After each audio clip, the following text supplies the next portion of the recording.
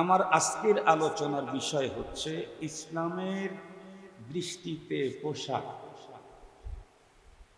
আমার আজকের আলোচনার বিষয়বস্তু ইসলামের দৃষ্টিতে পোশাক। এই আলোচনাটা আমি কেন করতে চাই এত বেশি, তার কারণ হলো আপনারা ইতিমধ্যে জেনেছেন সোশ্যাল মিডিয়া, ইলেকট্রনিক্স এবং প্রিন্ট মিডিয়ার মাধ্যমে আমাদের বাংলাদেশের প্রাণকেন্দ্র ঢাকা শহরে রাজধানীর রাজপথে কিছু মানুষ অর্ধনগ্ন হয়ে পোশাকের স্বাধীনতার নামে নগ্নতার অনুমোদন চাচ্ছে। আর তাদের এই কথাকে সাপোর্ট করেছে দুটি কয়েক তথাকথিত সুধী সাধু সুশীল সমাজ। তবে দুঃখ এবং পরিতাপের সাথে, লজ্জার সাথে আরো একটা কথা বলতে হয়, এদেশের কোনো এক গুরুত্বপূর্ণ চেয়ারে অধিষ্ঠিত একজন মানুষ, উনিও এ জাতীয় কথাই বলেছেন কিছুদিন আগে। তার বক্তব্য ছিল, কোরআনে আল্লাহ পাক হিজাব, জিলবাব, পর্দার কথা বলেন নাই, কোরআনের কোথাও নাই, এগুলি সব মোল্লাদের আমদানি। দিন যত গড়তে থাকবে নগ্নতার স্লোগান তত বাড়তে থাকবে, এটা নিশ্চিত। দিন যত গড়তে থাকবে, তো এভাবে যখন একের পর এক স্লোগান উঠতেই থাকবে, আমার আপনার ঘরে জন্ম নেওয়া নতুন মেহমান মুসলমান তরুণ তরুণী যারা, তাদের কানে ওই জাতীয় নগ্নতার আওয়াজ বারবার ঘুরতে থাকলে তাদের মেধা মস্তিষ্কে পোশাকের ব্যাপারে বিরূপ কোনো প্রতিক্রিয়া তৈরি হতে পারে। সঙ্গত কারণেই ইসলাম পোশাকের ব্যাপারে কি নীতিমালা দিয়েছেন, এটি মুসলমানদেরকে জানিয়ে দেওয়া উলামায়ে কেরামের দায়িত্ব। আমি সেই দায়িত্ব পূরণের জন্যই, পালনের জন্যই আজকে পোশাক, ইসলামের দৃষ্টিতে পোশাক শীর্ষক আলোচনা পেশ করব। মুহতারাম হাজরিন, পোশাকের ব্যাপারে আমি প্রথমে কিছু নরমাল কথা বলবো, এরপরে আল্লাহ পাকের কোরআনী মেসেজ আপনাদের কাছে পৌঁছিয়ে দেব ইনশাআল্লাহ। খুব ভালো করে বুঝবেন, এই পৃথিবীতে আল্লাহ আমাদেরকে পাঠিয়েছেন। আমাদের এই পৃথিবীতে আল্লাহ পাক অনেক বিধিবিধান, অনেক পদ্ধতি, অনেক সিস্টেম, অনেক নীতিমালা, অনেক আওয়ামির নাওয়াহি আমাদেরকে দিয়েছেন। তবে খুব গভীরভাবে লক্ষ্য করলে দেখবেন, আল্লাহ পাকের দেয়া আমাদের উপরে তার সিস্টেমগুলি দুই প্রকার। একটা হলো পৃথিবীতে আসার পরে আল্লাহ আমাদেরকে কিছু সিস্টেম দিয়েছেন, বিধিবিধান দিয়েছেন। যেমন নামাজ পড়ো, এটা আমাদের জন্মের আগে, পৃথিবীতে মানুষ আসার আগ থেকে এই বিধান দেন নাই, পৃথিবীতে মানুষ আসার পরে এই বিধান দিয়েছেন। রোজা রাখো, এটা কার দেওয়া বিধান? হজ করো, এটা কার হুকুম? যাকাত দাও, এই সিস্টেমটা কার? জিহাদ করো, এ অর্ডার কার? কিন্তু এ সবগুলি যতদিন আমি পৃথিবীতে বেঁচে আছি ততদিন। পৃথিবী থেকে যখন বিদায় নেব, পরপারে জান্নাত জাহান্নাম আরাফ যেখানে যাই, নামাজ, রোজা, হজ, যাকাত, জিহাদ কোনোটাই নেই। কিন্তু কিছু বিধান, কিছু সিস্টেম আল্লাহ পাকের এমন আছে যেগুলি আল্লাহ পাক আমাদেরকে দিয়েছেন পৃথিবীতে আসার আগে। আমরা পৃথিবীতে আসার আগেই দিয়েছেন, এবং পৃথিবীতেও এই সিস্টেমগুলি চালু আছে। মরণের পরে জান্নাতে গেলেও চালু থাকবে। এই জাতীয় সিস্টেমের অন্যতম একটা হলো পোশাক। পোশাকের এই পদ্ধতি, এই সিস্টেম আল্লাহ পাক মানুষকে পৃথিবীতে পাঠাবার পরে দেন। প্রথম মানুষ সাইয়েদিনা হযরত আদম আলাইহিস সালামকে আল্লাহ তাআলা তৈরি করে কোথায় থাকতে দিয়েছিলেন জানা আছে না আপনাদের? জান্নাত কি দুঃখের জায়গা, কষ্টের জায়গা, ব্যারামের জায়গা, অশান্তির জায়গা? এগুলি কিচ্ছু নেই, শুধু শান্তি, শুধু আরাম, শুধু আনন্দ, শুধুই ভালো লাগা। এটা হলো জান্নাত। কিন্তু আমাদের আব্বাজানকে আল্লাহ তৈরি করে জান্নাতে থাকতে দিলেন, কিন্তু ওনার জানেন আনইজি, এনার্জি শর্ট, মানে কেমন কেমন ভালো লাগা ভালো না লাগার মতো।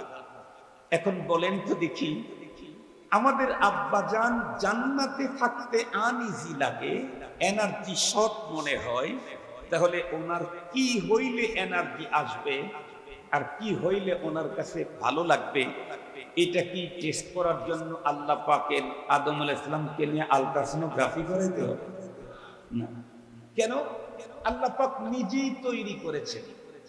আদম আলাইহিস সালামের কোথায় কি আছে না আছে সব সেটিং ফিটিং দিয়েছেন কে? এই জন্য আলট্রাসোনোগ্রাফির দরকার নেই, আল্লাহ তাআলা জানেন। তো আদম আলাইহিস সালাম জান্নাতের এত সুখের ভিতরেও আনইজি লাগে, এই আনইজি দূর করার জন্য আদম আলাইহিস সালামের বাম পাশের পাকা হাড্ডি থেকে তৈরি করলেন তার সহধর্মিণী আমাদের আম্মা হযরতে হাওয়া আলাইহিস সালাম। এখন তো আর কোনো আনইজি নেই, এখন তো মজা। তো দুইজনকে তৈরি করে আল্লাহ পাক রব্বুল আলামিন কোরআনে পাকে আমাদের আব্বাজানকে ইনফরমেশন করলেন। কি বললেন? আল্লাহ তাআলা বলেন, ইয়া আদাম উসকুন আনতা ওয়া যাওজুকাল জান্নাহ ওয়া কুলা মিন হাইথু শি'তুমা ওয়া লা তাকরাবা হাদিহিশ শাজারাতা ফাতাকুনা মিনাজ জালিমিন।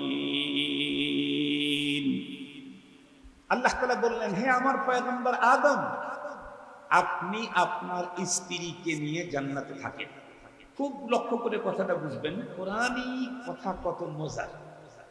বললেন উসকুন আনতা, আপনি বসবাস করেন, ওয়া যাওজুকা, আপনার স্ত্রীকে নিয়ে জান্নাতের ভিতরে। কিন্তু খাবারের ব্যাপারে কি বললেন? ওয়া কুলা, বললেন না কুল আনতা ওয়া যাওজুকা, আপনি খান আপনার স্ত্রীকে নিয়ে, এটা বললেন। কি বললেন? আপনারা দুইজনই খেতে থাকেন। তো এরকম করলেন কেন? বসবাসের ব্যাপারেও তো আল্লাহ বলতে পারতেন উসকুনাল জান্নাত, দুইজনে মিলে বসবাস করেন, দুইজনে মিলে খেতে থাকেন। অথবা উসকুন আনতা ওয়া যাওজুকা যেমন বলছেন, ওইরকম কুল আনতা ওয়া যাওজুকা বলতে পারতেন। দুই জায়গায় দুই সিস্টেমের বর্ণনা হুকুম দিলেন কেন? মুফাসসিরিনে কেরাম বলেন তার কারণ হলো বসবাসের ব্যাপারে স্ত্রী চিরজীবন স্বামীর অধীন।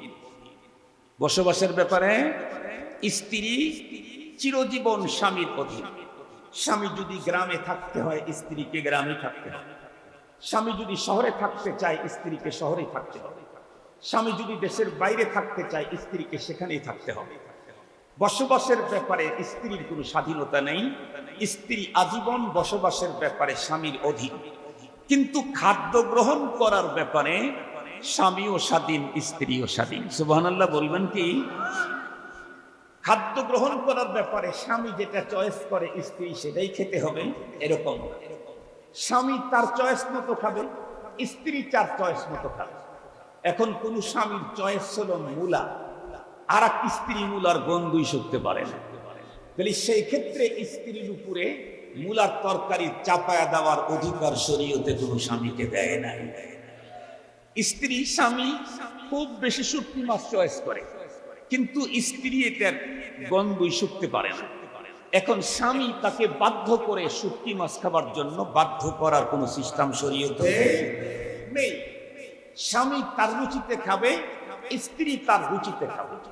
এই জন্য আল্লাহ তাআলা বলেন উসকুন আনতা ওয়া যাওজুকাল জান্নাহ, বসবাস করেন আপনি আপনার স্ত্রীকে নিয়ে জান্নাতে, আর খেতে থাকেন দুইজন আপন আপন রুচিতে।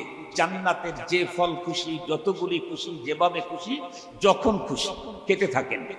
একটু বাইন্ডিং দিলেন কি, লা তাকরাবা হাদিহিশ শাজারা, এই গাছটার কাছে শুধু যাবেন না। খুব ভালো করে বুঝবেন। বলুন তো দেখি, পরবর্তীতে আমাদের আব্বা আম্মা আদম আর হাওয়া ওনারা দুইজন ওই গাছের কাছে কি গিয়েছিলেন? গিয়েছিলেন। ফল কি খেয়েছিলেন? খেয়েছিলেন। আল্লাহ নিষেধ করলেন, আব্বা আম্মা খাইলেন কেমনে? আল্লাহ নিষেধ করলেন, আব্বা আম্মা খাইলেন কেমনে? এই কথা তো পৃথিবীর কেউ বলতে পারবে না। কারণ আমার বাবার ছোটবেলার ঘটনা আমি জানতে পারবো আমার দাদার কাছ থেকে। ঠিক বললাম? দাদার মাধ্যমে আমার বাবার ছোটবেলার ঘটনা আমি বলতে পারবো, কিন্তু আদম আলাইহিস সালাম আমাদের এমন বাবা যেই বাবার দাদা নাই। ঠিক বললাম? ঠিক বললাম? আদম আলাইহিস সালাম আমাদের বাবা বটে, কিন্তু ওই আব্বার দাদা নাই। হাওয়া আলাইহিস সালাম আমাদের মা বটে, কিন্তু ওই মায়ের নানা আমাদের নাই, নানিও আমাদের নাই। ওনাদের ঘটনা আমাদেরকে কে শোনাবে? কথা বলেন। আল্লাহ। আদম আলাইহিস সালামের আব্বা নাই যে তার ছোটবেলার ঘটনা আমাদেরকে শোনাবে, তবে আল্লাহ আছেন। এই জন্য আমাদের আদি পিতা আদম আলাইহিস সালামের ছোটবেলার মানে জীবনের শুরুর ঘটনাগুলি আল্লাহ তাআলা আমরা তার সন্তানদেরকে কোরআনের মাধ্যমে শুনাইতেছেন। সুবহানাল্লাহ বলবেন না? যে রব আমাদেরকে আমাদের পিতার ঘটনা শুনাইতেছেন, তাও কোরআন। মুহতারাম হাজিরিন, তো কি হলো? আল্লাহ পাক নিজেই বলেন, ফাওয়াসওয়াসা লাহুমাশ শাইতান, মিসগাইড করছে শয়তান। শয়তান মিসগাইড করছে, তার মানে আমাদের আব্বা আম্মার কাছে গিয়ে বলতেছে যে দেখো, জান্নাতের ভিতরে একটা গাছের ফল এমন, যেই ফল খেলে দুইটার যে কোনো একটা লাভ হবে, মিস হওয়ার কোনো সুযোগ নেই। কি লাভ? ওই ফল খাওয়া মাত্র হয়তো তোমরা দুইজন ফেরেশতা হয়ে যাবে, অথবা এই ফল খাওয়ার পরে আর জীবনেও কোনোদিন তোমাদেরকে জান্নাত থেকে বের হতে হবে, দুইটার যে কোনো একটা হবে। এখন আপনারাই বলেন, আমাদের সামনে যদি কোনো বড় পাগড়িওয়ালা, জুব্বাওয়ালা, বিশাল দাড়িওয়ালা, বিশাল আবা কাবা পড়া, হাতের ভিতরে বিশাল তসবিওয়ালা, মুখের ভিতরে সুবহানাল্লাহ জপনাওয়ালা, একেবারে বুজুর্গ কোনো মানুষ এসে আল্লাহর নামের কসম করে যদি বলে, এই কাজটা যদি করতে পারেন তাহলে হয় ফেরেশতা হবেন, না হয় জান্নাতে চিরস্থায়ী যাবেন, তাহলে আমরা কি করব? ঘর বাড়ি সব বিক্রি করে হলেও, কথা বলেন না কেন, ওই কাজটা করব। তো আমাদের আব্বা আম্মাকে তো ঘর বাড়ি বিক্রি করতে বলেন, শুধু বলছে খাইলেই কাজ হবে। মিসগাইড করছে, উল্টা বুঝাইছে। তো আব্বা আম্মা পরে খেয়ে ফেলছেন। আউয়ালুন নাসি আউয়ালু নাসি, ওলামায়ে কেরাম বুঝি। আব্বা আম্মা এই নিষিদ্ধ ফলটা খাওয়ার পরে কি হলো? আল্লাহ পাক আমাদের আব্বা আম্মা দুইজনকে তৈরি করে জান্নাতি পোশাক পরতে দিয়েছিলেন। সুবহানাল্লাহ বলেন। কি পোশাক? জান্নাতি পোশাক। কোরআনে পাকে আল্লাহ বর্ণনা করেন যে তোমাদের আব্বা আম্মা নিষিদ্ধ ফল খাওয়ার সাথে সাথে তোমাদের আব্বা আম্মার শরীর থেকে জান্নাতি পোশাকটা খুলে গেল। এটা আল্লাহ বলেছেন কোরআন শরীফে। এখন আমার জিজ্ঞাসা হলো, এই যে পোশাক খুলে গেল, তারপরে কি আব্বা আম্মা জান্নাতে আর পোশাক পরেন নাই? পোশাক পরেছেন। তো পোশাক কোথায় পাবেন? ওইখানে তো মেদিন জান্নাত ছাড়া আর কোনো মেদিন নাই। আর জান্নাতেরটা তো এমনি খুলেই গেল। আল্লাহ পাকের কোরআনে আল্লাহ তাআলা বলেন, পোশাক পান নাই, তবে তারা তাদের ইজ্জতকে ঢেকেছেন জান্নাতের গাছের লতা পাতা দিয়ে। সুবহানাল্লাহ একটু জোরে বলতে হবে, কারণ আজকে তো কিছু মানুষ অর্ধনগ্ন হয়ে রাজপথে এসে নগ্নতার স্লোগান দেয়, অথচ তাদের পূর্বপুরুষ জান্নাতে থাকতেও তাদের এক ভুলের কারণে পোশাক খুলে যাওয়ার পরেও এক সেকেন্ড দেরি করেন নাই, জান্নাতের গাছের লতা পাতা দিয়ে নিজেদের ইজ্জত আবরু হেফাজত করেছেন। এই স্লোগানের আওয়াজ অনেক উঁচু হতে হবে। মুহতারাম হাজিরিন, আমি বলেছি কিছু বেসিক কথা, নরমাল সাধারণ কিছু কথা আগে বলবো, এরপরে কোরআনী মেসেজ আপনাদের খেদমতে পরে বলবো। এখন তাহলে বলুন তো দেখি, এ পর্যন্ত আলোচনায় কি বুঝলেন? পোশাকের এই পদ্ধতি মানুষ পৃথিবীতে আসার পরে না আগে? মাশাআল্লাহ। এরপরে দুনিয়াতে আসতে পোশাকের সিস্টেম আছে না নাই? আমরা এখানে একজন পোশাক ছাড়া নাই, কারো কম কারো বেশি, তবে পোশাক আছে। এরপরে যখন আমরা মরে যাব, পরপারে যখন উঠবো, জান্নাত জাহান্নামে যাব, সেখানে কি পোশাকের সিস্টেম থাকবে?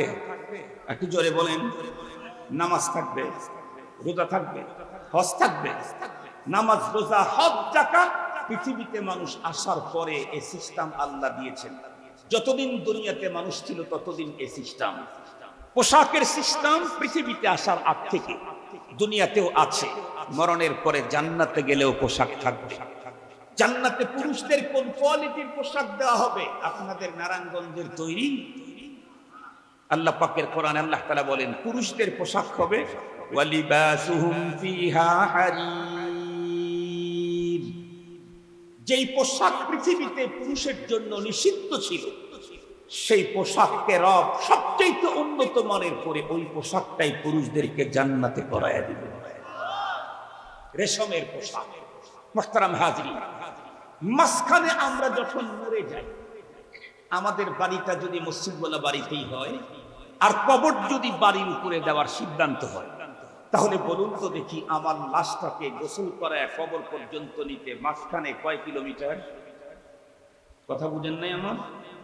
আমার বাড়ি মসজিদওয়ালা বাড়ি, মসজিদের পাশে আমার কবর দেওয়ার সিদ্ধান্ত, তাহলে আমাকে গোসল করানোর পরে কবর পর্যন্ত পৌঁছাইতে কয় কিলোমিটার?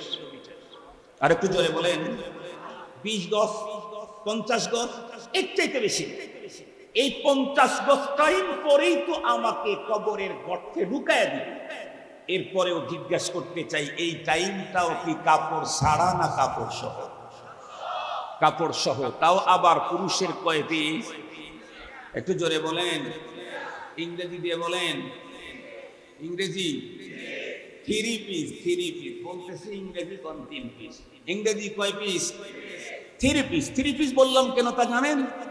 3 পিস বললাম হলো এই কারণে, বর্তমান আমাদের সমাজে অনেক মুসলিম নারী, আল্লাহ পাক তাদেরকে জীবন, যৌবন, অর্থ, সম্পদ, রক্ত, পাওয়ার ক্ষমতা অনেক কিছু দিয়েছেন, যার কারণে তারা নিজেরা নিজেদের শরীরে 3 পিস নিতে রাজি নাই, 2 পিস পরে রাজপথে ঘুরে বেড়ায়, নিচের একটা আর উপরের একটা।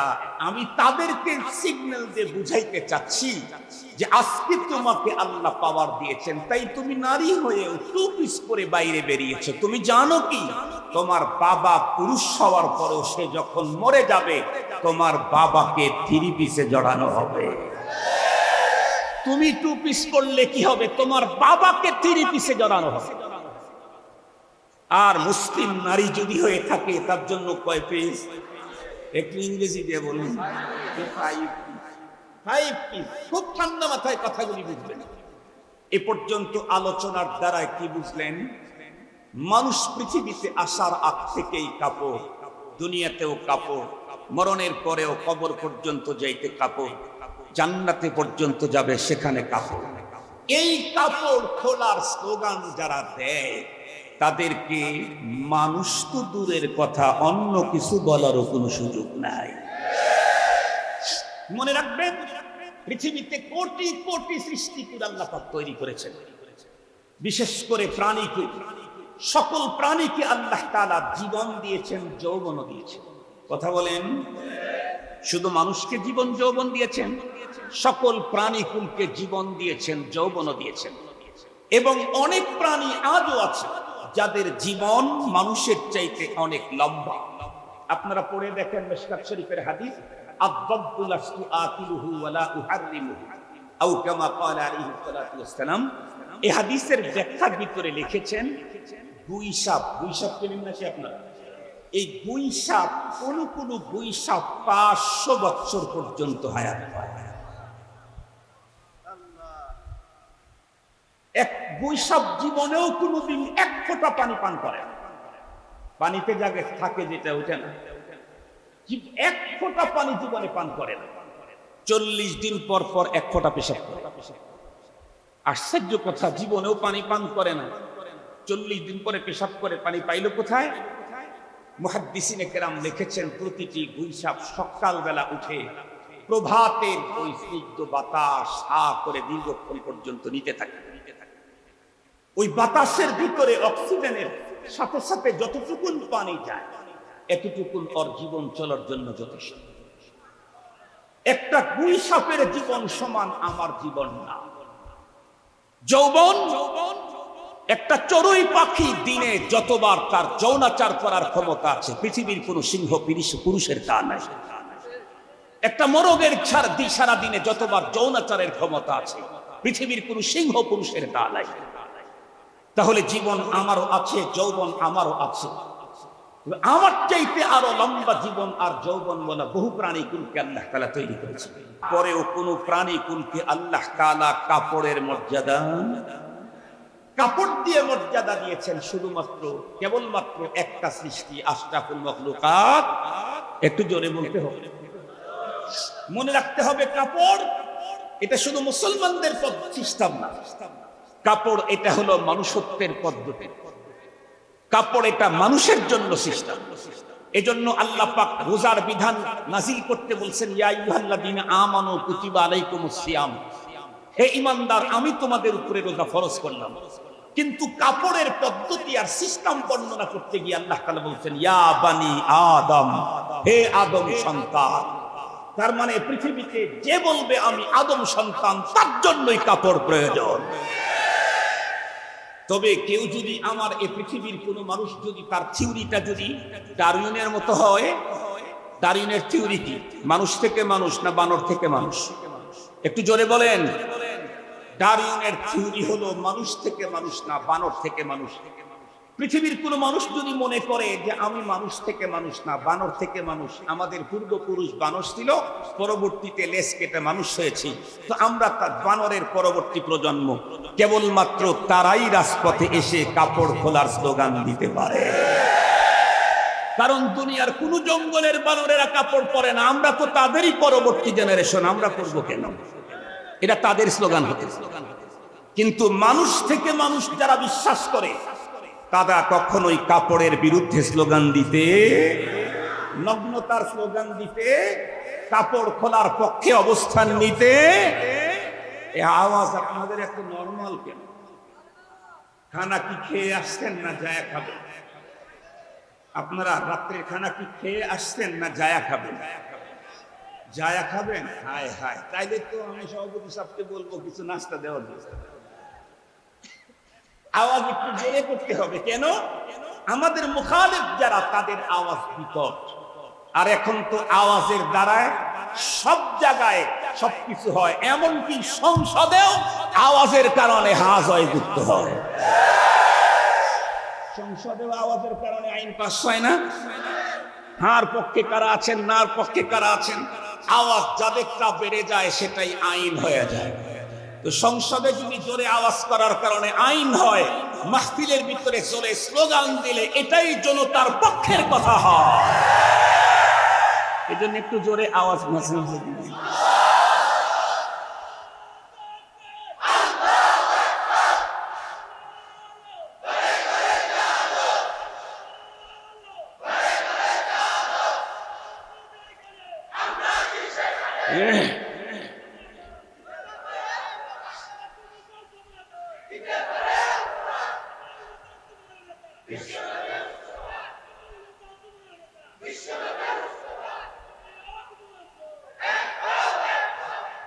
আমি স্লোগান দিয়েছেন, আপনাদেরকে আন্তরিক ধন্যবাদ। তবে স্লোগানটা একটু সংস্কার করতে হবে।